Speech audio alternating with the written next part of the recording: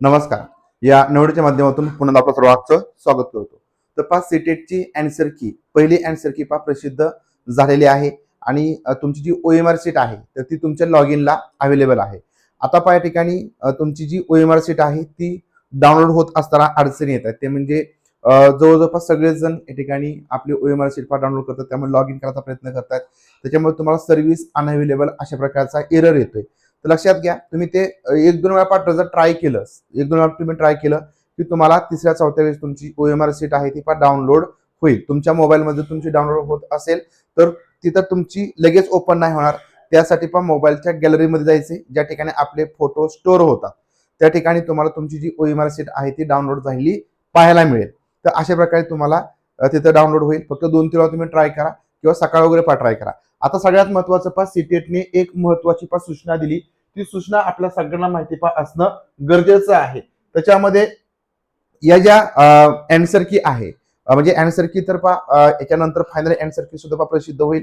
ही पहिलीच answer key आहे आणि याच्यामध्ये काही प्रश्नांची उत्तरे तुम्हाला चुकीची जाणवतील, परंतु याच्यामध्ये तुम्हाला ऑब्जेक्शन पण घेता येतात. ऑब्जेक्शन तुम्ही ते घेऊ शकता.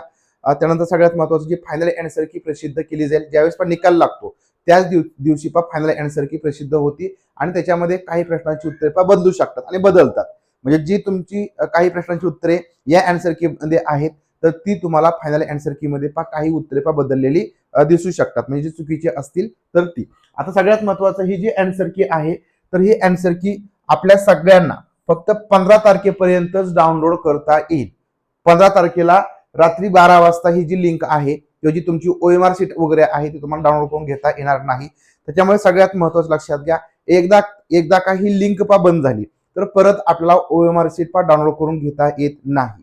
त्याच्यामुळे तुम्हाला नंतर मग फक्त तुमचा निकालच बघता येईल. त्यामुळे OMR सीट तुम्ही 15 तारखेपर्यंत रात्री 12 वाजेपर्यंत डाउनलोड करून घ्यायची आणि अँसर की मग त्या कुठेही उपलब्ध असतात, परंतु तुमची स्वतःची OMR सीट डाउनलोड होणं गरजेचं आहे.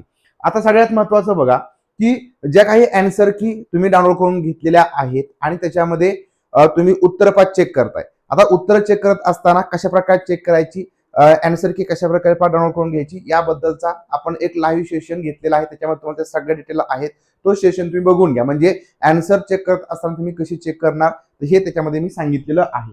आता सगळ्यात महत्वाचं बघा की तुम्ही ज्यावेळेस अँसर की पाहिलेले असेल तर त्या अँसर की मध्ये काही या ठिकाणी कोड आहेत. आता अँसर की कशी चेक करायची हा तुम्ही व्हिडिओ बघा आणि त्याच्यामध्ये तुम्हाला मग सगळ्या गोष्टी समजतील. परंतु अँसर की चेक करत असताना काही तुम्हाला कोड दिसतील. तर हा जो कोड आहे तर याचा या ठिकाणी अर्थ काय होतो तर ही या ठिकाणी तुम्ही आधी समजून घ्या. बघा, जर या ठिकाणी ए असा या ठिकाणी तुम्हाला ऑप्शनच्या समोर, म्हणजे तो प्रश्न आहे त्याच्या समोर 1 2 3 4 याच्या ऐवजी जर समजा ए ऑप्शन असेल, म्हणजे ए पर्याय दिला असेल किंवा एखाद्या ठिकाणी बी दिला असेल, एखाद्या ठिकाणी सी दिला असेल, एखाद्या ठिकाणी डी, ई, एफ किंवा या ठिकाणी एखाद्या ठिकाणी झेड दिला असेल तर त्याचे अर्थ काय होतात, त्याचे या ठिकाणी तुम्ही पर्याय कोणते कन्सिडर करायचे.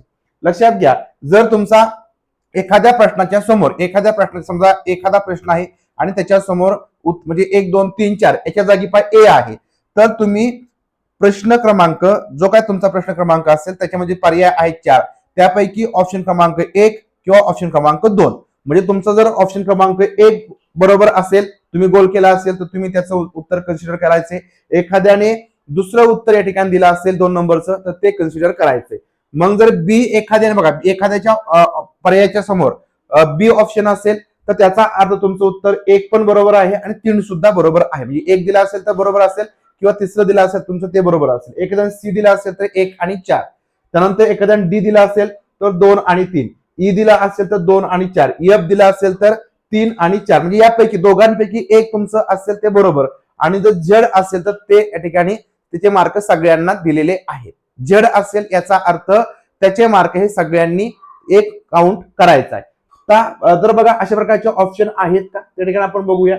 एक एक्झाम्पल म्हणून तुमच्या लक्षात येईल. तर बघा ही जी अँसर की आहे याच्यामध्ये आपण बघूया की कुठं Z A B C D E F कुठं दिलेला आहे का.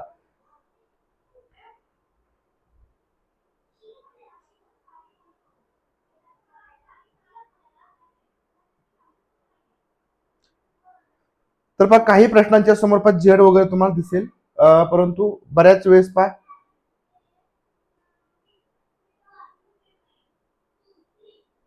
हा या ठिकाणी बघा या ठिकाणी तुम्हाला दिसेल पहा 78 क्रमांकाचा क्वेश्चन आहे, जो सेट आहे तो जी सेट आहे, पेपर 2 मॅथ आणि सायन्स मध्ये 78 क्रमांकाचा सेट, त्याच्यासमोर पहा जेड ऑप्शन आहे, याचा अर्थ तुम्हाला सगळ्यांना याचा 1 मार्क पहा मिळणार.